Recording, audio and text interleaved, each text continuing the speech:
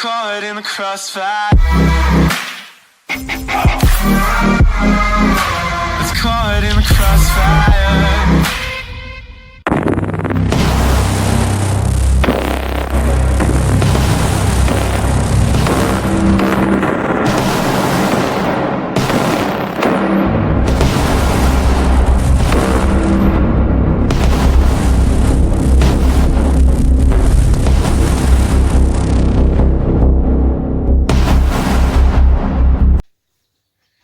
What's up, everybody?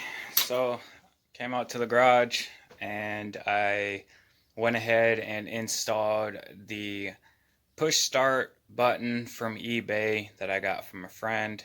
I went ahead and installed that in my car today. To believe it or not, it was very fucking simple, very easy to do. I had no issues of doing it. I did cut out a steel plate to put the actual plate itself on a new one. I have to show you to explain it. So let me go ahead and show you what all this looks like and how I went ahead and did everything. Oh boy. So there's the eBay start button from eBay. My buddy said that he ordered it for his car. His car blew up. He didn't want it, so he gave it to me, and he told me, to believe it or not, it didn't come with no instructions. So it took me a while to figure this out. Actually, it only took me like 30 minutes, and it was pretty simple. So let me show you how I did this real fast. So I am going to see if I can pull this out. There we go. See how much cord I have, just in case if I ever need to pull this out like I am right now. Okay, so let me explain to you peoples on how this works.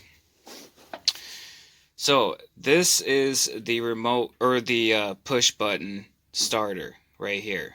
Okay, the yellow ones up here on the very top of the push starter is the ignition to actually start and run the car. It connects on the top, okay, as you can see. Now this one down here is a current. This current one is connected to this red switch. Okay, you have the current going into the bottom of the push start button, and then this one right here is my fuel line. I have my fuel line coming down up through there, back underneath this plate, as you can see it, back through here, underneath that plate, and back up to my fuel line. Well, up underneath this plastic piece, and then to my fuel line. When I started taking and stripping this car, they just had this basically laying on the floor. It could have got pinched or something, but this time it's going to be safe because I'm going to put the center console back in here and nothing will ever touch it or make a damage to it. So that one's my fuel line. This is a current that's connected to the start button so the lights can come on. This red cord is connected to my ignition switch, which is up here where the key goes. So that way nobody can't steal my car, start it, and steal my car. You actually still have to have the key to start the car. You have to turn on the auxiliary, and then you'll have power. So this is a fuel line. This green wire is a fuel line. This is a current line, which is the yellow wire that hooks up to the start button. These two yellow lines right here on the top of the start button is my ignition switch. Or yeah, my starter, what starts up the car. Okay, these two blue wires is on a separate toggle switch, which is for my fan. Then over here, see if I can turn it. Like I said, this is connected to my key ignition. This is connected to my car, basically the side of where the center console goes, right there, it's connected.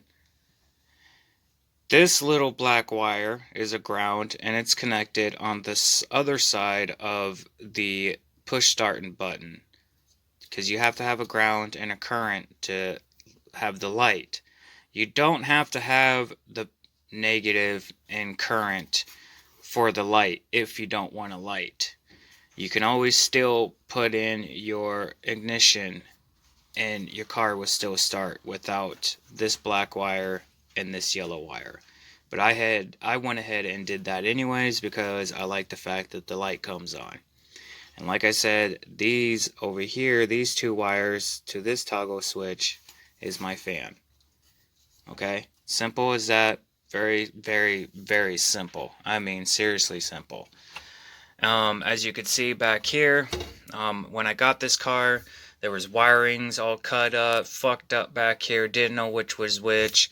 This all up here was to the heater and the AC. I took it all out because I don't need that shit.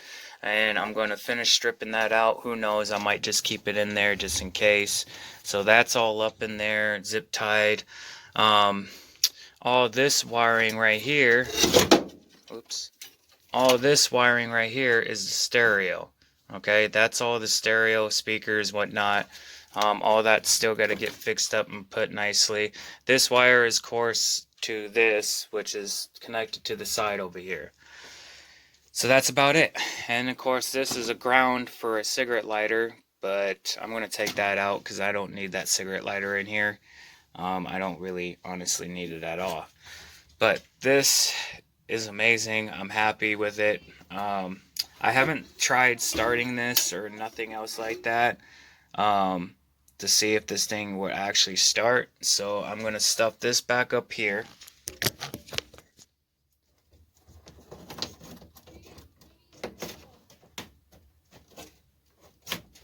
Oh man, it's pretty hard to get up on it. Got to do a little hammering.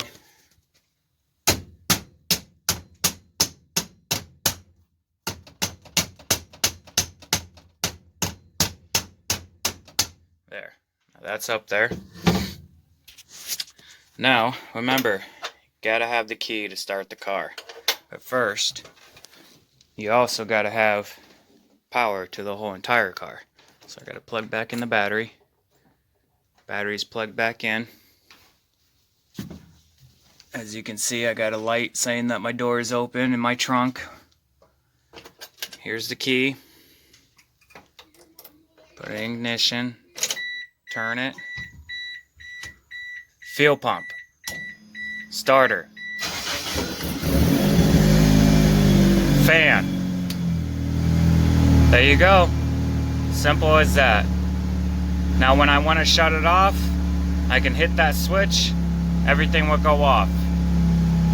Or I can still use the key, turn off the car, everything will still go off. And then all I gotta do is just shut off my fuel and shut off my fan for next time when I have to turn it on. Other than that, that's how you do it, guys and girls. Simple as that. And this car is a 95 Mitsubishi Eclipse, so for anybody out there that's trying to find a way to do this, there you go. If you need to keep watching the video, keep watching it until you can figure it out. It's very simple. You just take the ignition starter, hook it up to the top of the push button, then for the bottom where the other two screws are at, one side is the ground, one side is the current for the light, which is connected to this switch. This switch has the current to that one, and then it has the fuel pump hooked up to it. It also has a red power that's connected to the ignition switch, and also a ground that's connected to that one, and then connected to down here. Very simple. As you can see, she started right up. And I am very happy and very pleased with this button. I am very happy because this fucking button fucking sucked. I mean, it's so fucking hard to press down to even start it. I don't know. It's a piece of shit. It fucking used to hang right there, and I didn't like it, and I didn't feel like getting electrocuted every time I turn on the car. This one was hooked up to the fan. Piece of crap. This one was hooked up to the field line, piece of crap, and it was put right here, and I didn't like it. And the starter button was over here, didn't like it, didn't like how the fact it was spread everywhere. So now it's all right here. So I could turn up the fuel and the fan, and the car will stop, and then turn off the ignition. Or I could turn off the ignition and still have to turn these off, of course, because there's current power still turn those off, but the car itself will completely die. Watch. See? Fan, fuel. That's it. That's all you do. And remember, you cannot start the car without this key. This key has to go in the ignition and turned on in order to start this car. Before then, apparently, you didn't have to have this key to start the car, which was actually totally wrong, because the car still had plenty of issues on trying to start itself. So I went ahead and we wired everything, hooked everything back up the way it was supposed to, and now there's no more issues. It starts up just fine, no issues at all, and I am very happy the way I set this up. Other than that, yeah, I think my next project will be the stereo wiring.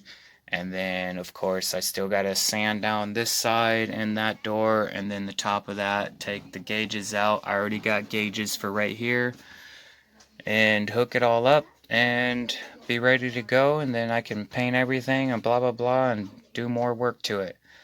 For you new people that are watching this video, hit that button, hit that like button, hit the subscribe button, and hit the notification bell. And if this helped you out on how to put an eBay starter push starting button in your car, this should help you out a lot, because this is so much simpler. I've seen one or two on YouTube on how to hook these up, but they didn't even really explain it or nothing, and it was just wow. So this was so much easier to do, and I'm happy with it. So every time I come out, I just put in the key and start it up. So let's see if it will start up again one more time.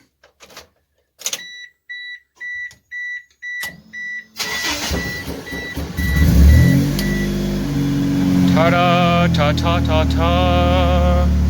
She's alive. Anyways, guys, that's it. I'm out. Peace. Enjoy your day. I gotta go to work. I'm out.